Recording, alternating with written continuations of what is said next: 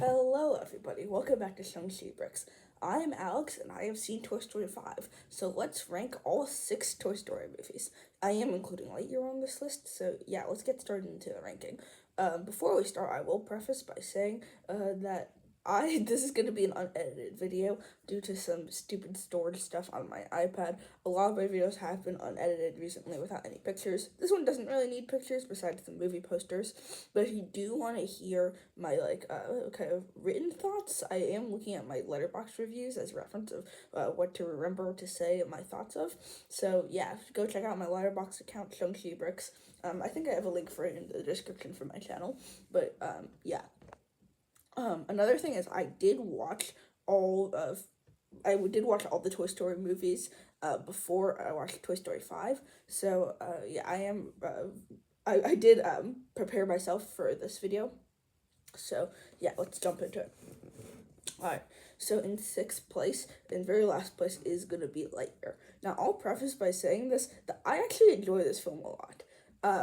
Part of the reason why is a lot of nostalgia, because the thing is, in 2022, I was the perfect target audience for this movie, so I think I really enjoyed it. I was really into Star Wars stuff at the time. I was really into Marvel, so obviously Chris Evans was voicing Buzz Lightyear, so I was super excited with that. And then obviously I was a perfect age for a lot of the toys, the Lego sets and stuff. So I then also my favorite movies at the time were Infinity War and Endgame, and this movie is a time travel story. So overall, I was very excited for this movie. I think I walked out of this movie when I was a lot younger, very very happy. I think I was very happy and excited. I thought this movie was the coolest thing ever. After the rewatch, after I rewatched this, I definitely understand that there are some serious flaws. Mainly the tone of this movie. The movie really can't decide what kind of movie it is, because I think that the idea of this being the movie that Andy watched to get him to want a Buzz Lightyear toy is a very cool idea. To be completely honest, Andy was 5 in the first Toy Story movie, but at my age of older than 5 when I saw this, I don't necessarily think I wanted a Buzz Lightyear toy specifically. I'd say I probably wanted the spaceship or something else. So I do understand kind of that part of it, how a lot of people think that Andy wouldn't necessarily want a Buzz Lightyear toy, but I still think that because I was kind of in that age range, I think it kind of does part of what it's supposed to do for that age range that it's catering towards. Now, watching it when I'm a little older, yeah, definitely this one has some flaws, like I mentioned, the tone. I also think that part of the movie kind of just doodles off and just does some random stuff, and they go to random things that don't really need to be there, and that takes up an extra 10-15 minutes. So even though I think it was entertaining to a younger version of myself, I don't really think it's necessary, and I don't necessarily know the runtime of this. Let me look. The runtime is I don't really know where to check that. But the runtime is not 90 minutes, which I think it should be closer to 90 minutes. I know most of the Toy Story movies aren't 90 minutes, but I just think that that would have kind of made the movie a little more interesting if we just cut some stuff out, because it does kind of just drag on with some random stuff. And then I also think that the humor definitely very much landed when I was the age. The humor is kind of pretty hit or miss. I know it's very miss for a lot of people, but for me, I still have some nostalgia towards this movie, so I don't hate it as much as other people. But I definitely do see the flaws. I'll also say I won't go into any spoilers in this video for any of the movies. Even though I assume if you're watching this video, you've seen at least the first 2 or 3, hopefully. But I will say that the Zurg twist, I am not a hater of it. I liked it a lot in theaters when I was a kid. I thought that the Zurg twist was pretty cool. I don't know if it was necessary, but I am not a hater of the Zurg twist. I did enjoy. I did think that the Zurg twist was an interesting way to go, especially with a Pixar movie. Alright. So that was 6th place. Now moving on to 5th place is Toy Story 4. Now, This one, like I said, I was a good age to when I watched Lightyear.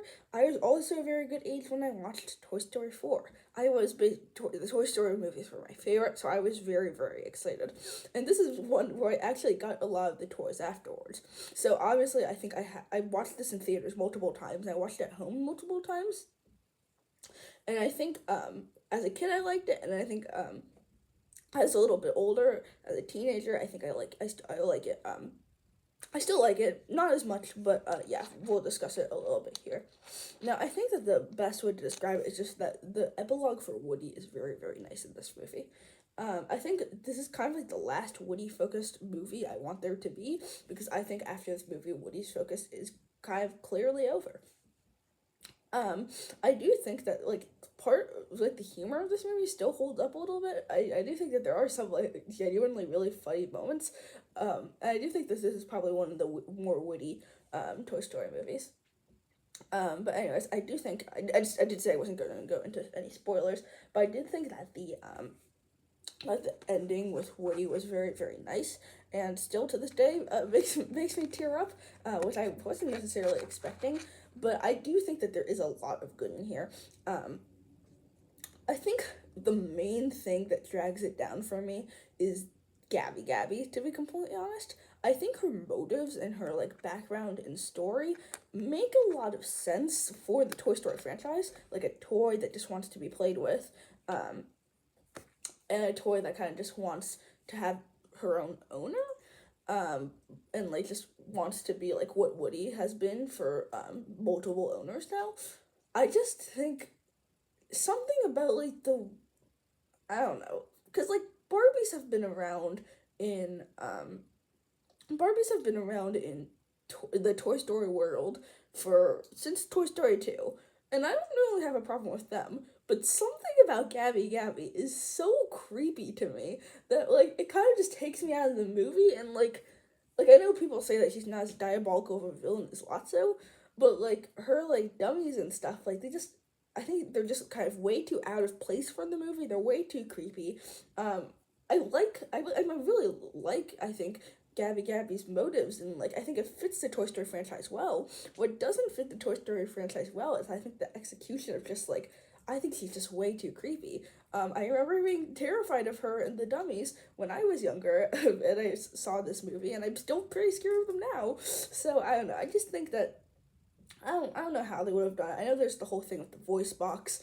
I don't know. Something about it is just I think a bit too creepy, a bit too weird. It's like what people say about the monkey in Toy Story 3. Um, but yeah, as well as Lightyear, I do have a lot of nostalgia bias towards this one. I watched it a bunch of times in theaters.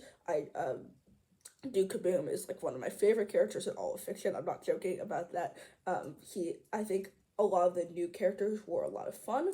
But I think that another one of the problems with the movie, which I think was personally a bit of a bigger problem in Toy Story 5, was the fact that a lot of the side characters get sidelined. Now, this movie has a lot of other kind of side characters to fill up more screen time, like Ducky and Bunny, who I thought were a lot of fun. Duke Boom, who's I have him on my desk somewhere. But Duke Boom, who is one of my favorite characters of just all time in general. I and then yeah, so I do think that there were, and then Forky, of course. Forky is someone who has grown on me personally. I wasn't the biggest fan of him. In the first my first viewing, but I am definitely very satisfied with how the movie went. I think the ending in particular is very, very satisfying. So I am a lot of characters got great arcs. I do think I'll talk about this in some other ranking videos, but I do think that Bo Peep was done very nicely here, and the ending, particularly with the Bo Peep part, doesn't annoy me very much. And then I'll also say that I do think after rewatching this movie and watching Toy Story 5, Buzz was definitely dumbed down a bit in this movie, but I don't necessarily think it was a big deal because I do think Toy Story 5 redeemed some of that. So talking about Toy Story 5, let's jump into my Toy Story 5 review. I've seen it 2 times now. I saw it for the second time yesterday in theaters because I was very excited. I think overall, I had a lot of fun with this one. I definitely think that there is definitely a gap between this one and Toy Story 4 for me. Although right now my Pixar rank is actually right next to each other. They just have different numerical ratings. But I think the movie I think of the most when I'm comparing Toy Story 5 to is Inside Out 2. Now I really loved Inside Out 2. It's one of my favorite movies of the 2020s. But I think part of the movie of kind of just reflecting on a big issue for kids of multiple different ages today, both Toy Story 5 and Inside Out 2, and then giving, I think, a movie that kids can watch and then go home and talk to like their parents about, or just think about kind of some of the concept it's talking about, the movie's talking about. I think that this is very, very like cool. I think it's very, very I like that Pixar's been doing these things, because Inside Out 2 was about mental health, and then this movie's about technology. And as someone who has grown up in the era of technology, I do think that this movie is very, very relevant. Now, I do think that Toy Story 4 compared to this one has definitely higher highs, but also way lower lows. Or I think this movie, in my opinion, was pretty consistent.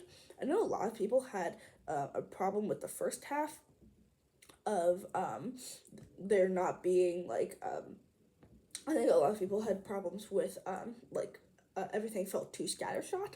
I personally didn't feel that. I didn't think it was too different to something like Toy Story 4. But overall, there are a lot of things I really enjoyed with this one. I think one of the things was the fact that Jessie was the main character. I do think that initially I was a bit skeptical, because one of my favorite Toy Story things ever is Toy Story of Terror, which is also Jessie. It is also basically Jessie focused, although that's only 30 minutes. I do think that the thing with Toy Story of Terror is that like we do kind of see her fears of being put in a box because of Emily, and I wasn't sure how much more they could have fleshed that out in this movie. They definitely did talk about some of that, but they didn't literally put Jessie in a box very much to show that she's gotten over her fear of being claustrophobic, which I think is nice to see that kind of character growth. But then I also think that the movie didn't dwindle too long on the fact that like Jessie is. I mean, Jessie clearly. I think there are definitely some things that I won't necessarily spoil with Emily, which I think a lot, it was kind of talked about in the advertising. A lot of people do kind of know that Emily plays some role in the movie. I won't really elaborate too much on that, but I do think that this movie more subtly talked about Jessie's relationship with Emily, because we've already kind of explored that in Toy Story 2 and Toy Story of Terror. So I do like that this movie wasn't as like aggressive about it, which I don't think Toy Story 2 or Toy Story of Terror did it wrongly. I just think that this movie was a little less aggressive about that, which I kind of enjoyed because of the fact that like we've already kind of seen this before. Now, talking about Woody showing up, which is another thing. Obviously, if you've seen any marketing for Toy Story 5, you know that Woody is showing up. I didn't have too much of a problem with it. I think the movie explains fairly well that why Woody is here, and I do think that I think it definitely would have been on a lot of people's minds if Woody wasn't here. I definitely like that. Like out of Woody, Jessie, and Buzz, normally in the movies it's Woody, Buzz, Jessie. But in this movie, it was Jessie, Buzz, Woody, in my opinion. So I think that I like that a little bit. That it kind of changed some dynamics a little bit. How Woody wasn't necessarily like fully kind of the main character, or even the secondary main character, and how Buzz did get some moments to shine. I did mention that I think Buzz. I do understand why people say Buzz was dumbed down a little bit in Toy Story 4. But I do definitely think that that Buzz got some more interesting plot lines and depth and character arcs to him. Now, I do think that probably the main kind of I think kind of the main flaw with this movie, which is something that Toy Story 4 had too, but I don't know why, I think I'm feeling it a little more with this movie, is that there's just a absolutely giant hole. There's just a giant kind of hole of like the supporting characters. Like, for example, like obviously unfortunately, the actors who played Slinky and the Potato Heads have passed away, which I know they've been using past recorded footage for Slinky, and then they recasted the Potato Heads, but I feel like they just didn't do anything with them. Like, I understand how to be maybe more respectful to the actors, that maybe they wouldn't want to have huge parts in it. But then there's people like Rex and Ham, where the voice actors still are around. And I was just disappointed, like, with Toy. I kind of expected it because it is the way Toy Story 4 happened, but they just didn't really do anything. And I think those are some of my favorite parts of the first three movies. And I also think that if a Toy Story 6 is to happen, I do hope some of our kind of newer characters, like maybe some of Bonnie's toys, some of the people introduced in Toy Story 4, and some of the characters introduced in Toy Story 5 were to show up again, because I just think that the Toy Story franchise needs more consistent supporting characters. I had this issue with Toy Story 4, but I think this really was one of the things that affected Toy Story 5 the most. And I know it definitely is difficult with just life in general, because of the voice actors. But I do think that that was one of the main things that felt like this movie was kind of missing. Although, I did briefly just mention the Toy Story 5 characters. And I do think that a lot of the supporting characters were a lot of fun. Particularly, I think Conan O'Brien did an excellent job as Smarty Pants. I know people had mixed opinions about Smarty Pants being basically just a giant poop joke. But at the same time, like, I think that I think it'll kind of go over a lot of younger kids' heads on exactly who Mr. Smarty Pants is, because he isn't just actively saying, like, poop, poop, poop. He is definitely being a little more subtle about that. If you see the movie, you'll kind of know what I'm talking about. The other two toys that Smarty Pants has with him, Atlas and Snappy, I don't think they particularly filled the void of where Ham and Rex and Potato Heads and Slinky, or even someone like Duke Kaboom, or maybe even Ducky and Bunny, I don't think they really filled that void as well as some other characters, but they definitely were fun additions to the character lineup. I also like that there was more of a focus on Bonnie. I think this also reflects the parallels to Inside Out 2, on how that there is just that Bonnie is kind of like more front and center, which I definitely liked, because like that Inside Out 2, this is kind of like a mental health movie. And I think the other minor negative I had is that there are certain concepts that could have been talked a little bit more. They kind of mention little things here and there, and personally, there was this whole side plot with, I won't go into too much details, but it has definitely been talked about, with, there are definitely some side plots with, like an army of like 50 buzzes, like Buzz Lightyear toys, which I think was a lot of fun and had some like fun parts to it. But I do think that maybe some of that screen time could have been used up to like for example, like, I guess this could be minor spoilers, even though I've already kind of talked about it, but Forky is Forky is literally like basically not present at all. Like, Forky barely does like anything in this movie, which really surprised me. And maybe I feel like if they cut some stuff with the buzzes, because like at least in the first half, it's kind of unclear exactly what the buzzes are doing. I think maybe if they cut some stuff with Forky, if they cut some stuff with buzzes, and then maybe had some more time to elaborate on some other concepts, including maybe giving someone like Forky a plot line, or maybe even giving someone like Bo Peep a plot line, because if you've seen the trailer, Bo Peep is briefly in it, but things like that I think could have been done a little better. But overall, I had a lot of fun with this movie, and I'm glad to see another great Toy Story movie out in the world. Now there's going to be a massive jump, an absolutely massive jump, with that movie, and then the first three Toy Story movies. The first three Toy Story movies are some of my favorite movies of all time. They're the movies that I grew up with. Each one of them, even though I think there is one that I dislike a lot more than the other two, I do think that they all are very, very special and very good movies. And they all have a very special place in my life.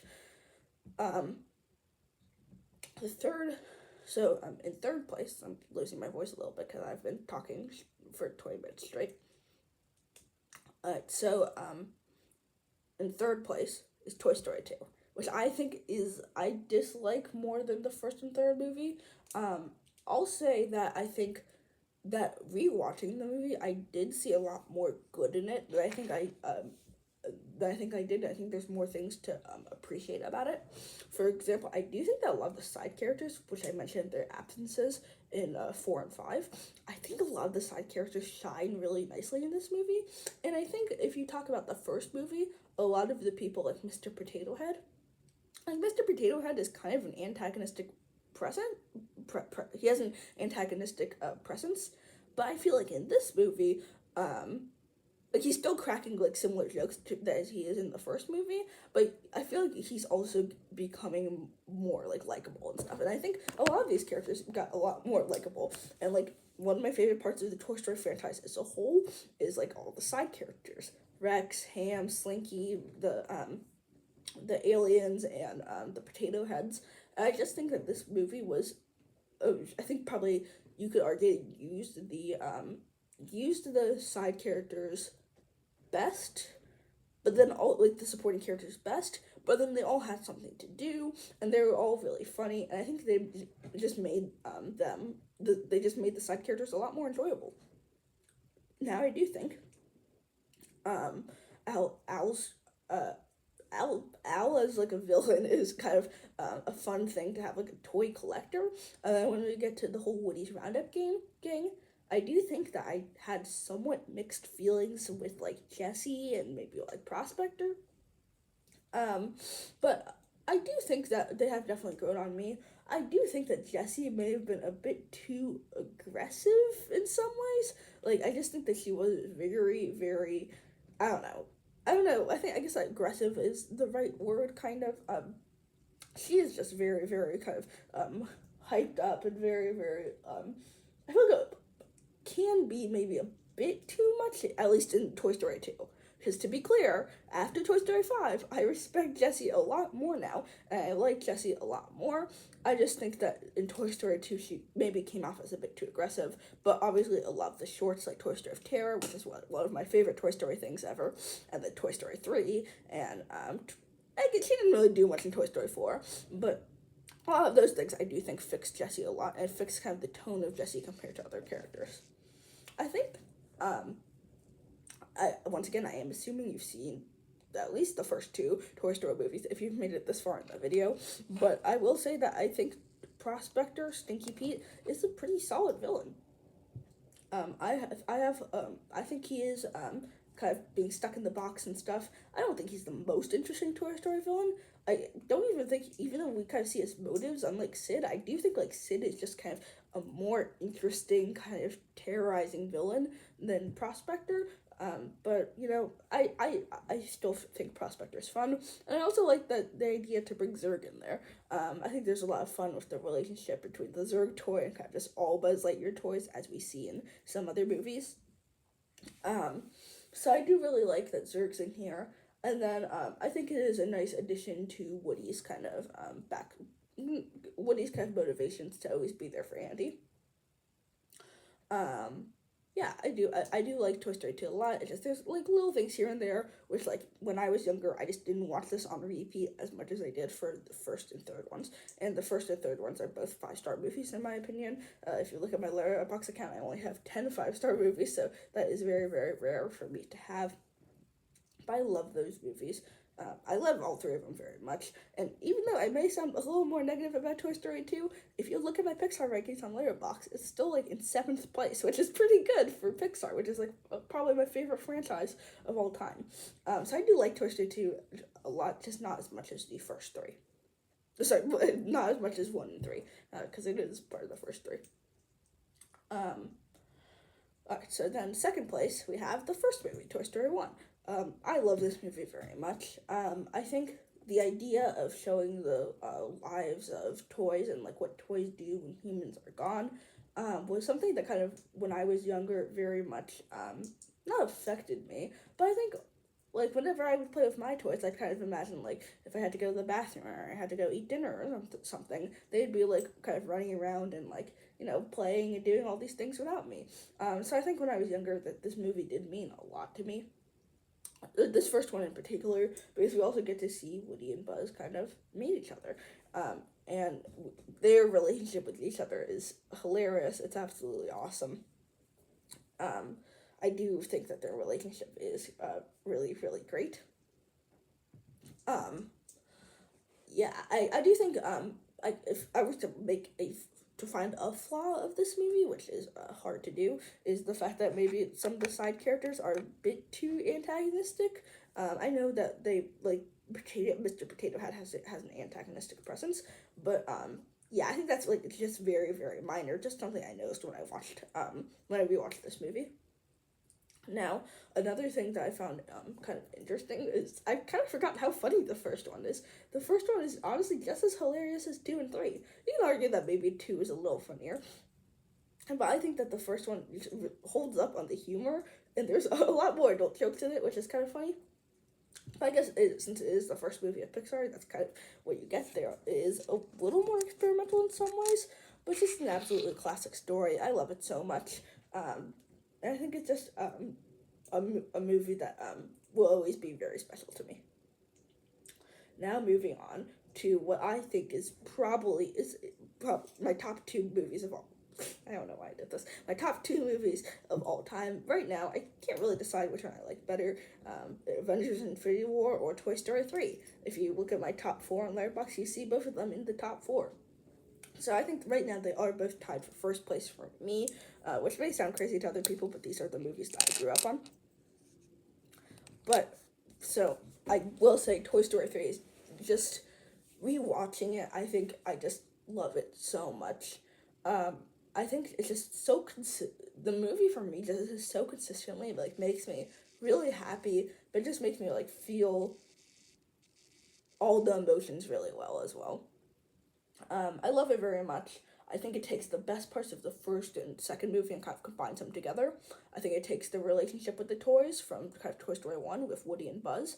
I think it adapts it to for the themes of this of Toy Story 3 very well. I think it uses their dynamic well and how towards the end of Andy using them, they both have different goals and objectives, and like that kind of reflects who they are as characters. And I think it also takes the best parts of Toy Story 2, which I think is the side characters, and making characters more likable. Like, I think it makes Jessie a lot more likable in this movie, because she doesn't come off as aggressive to me. And then we add some more side characters, like Bonnie's toys. But then also, all of our kind of main Andy's toys are also absolutely hilarious in this movie. I do think Lotso is a very good villain. I understand how he is very diabolical to a lot of people, and it can definitely be a bit too crazy for people, but I think kind of just seeing how like crazy a toy has become is just, I think, definitely, you could argue, I have some issues with Gabby Gabby, as I mentioned earlier in this video. I think you can argue with Lotso that like maybe he is a bit too diabolical for the Toy Story franchise, but I do think with kind of the whole like escape part of the movie where they're trying to escape Sunnyside, I do think that Lotso is a very good fits the tone of like the middle act of the movie very, very well. Yeah, I cry every time this movie. I sometimes get teary-eyed just thinking about the end scene. The ending's so perfect. If you haven't seen it, please go watch it. The ending is probably one of my favorite endings of all time. I feel like it kind of trips you up a couple times with, you think it's the ending, but then it's not, and then you think it's the ending, but then it's not. And the real ending is just really, really perfect, and I love it so much. So let me know what you thought of my Toy Story ranking. I will have some other Toy Story related rankings after I rest talking for a little bit, because I've been talking for 30 minutes straight. That's what happens when you have to do the video in one take, because I'm running out of iPad storage. But let me know what you think of this video. lots more Toy Story rankings are coming soon. We have a very full kind of summer of a lot of movies. Spider-Man, I'll be doing every Spider-Man movie ranked. I probably will edit that one because that will be a lot longer of a video, and I don't think I can talk for very long. But all the Spider-Man movies will be ranked. I don't think I'm going to rank any DC stuff for Supergirl. We'll see. And some other kind of random rankings for Toy Story, which will probably come out as shorts. I'll rank the villains. I'll rank the opening scenes. Yeah, I'll rank a whole bunch of stuff. So let me know what you think of this video down below in the comments. Let me know your rankings, how much the Toy Story movies mean to you. Go check me out on Letterboxd, because I have a lot of longer reviews of things there. And I will see you on the next one.